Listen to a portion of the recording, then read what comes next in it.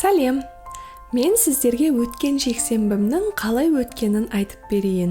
Ауа райы тамаша болғандықтан мен қалаға шығып серуендеп қайтайын деп шештім. Орталыққа жеткеннен кейін менің қарным ашып кетіп, бір жерден түскі ас іштім. Түскі асқа окрошка мен салат жедім және су. Содан кейін ары қарай саябаққа кеттім. Саябаққа бара жатқан жолда осындай әдемі қызыл гүлдерді көрдім.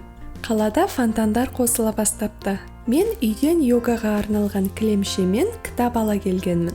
Саябаққа келгеннен соң соны жайып, кітабымды оқып біраз жаттым. Көшеде біраз ыстық болды, ал саябақтың іші сондай салқын. Мен көп жәндіктерді ұната бермеймін, бірақ маған осы қызыл қоңыздар өте сүйкімді болып көрінеді. Біраз уақыттан кейін жаныма көгершіндер де жайылуға келді. Мен қолыма шөпті ұстап, оларды шақырып едім. Менің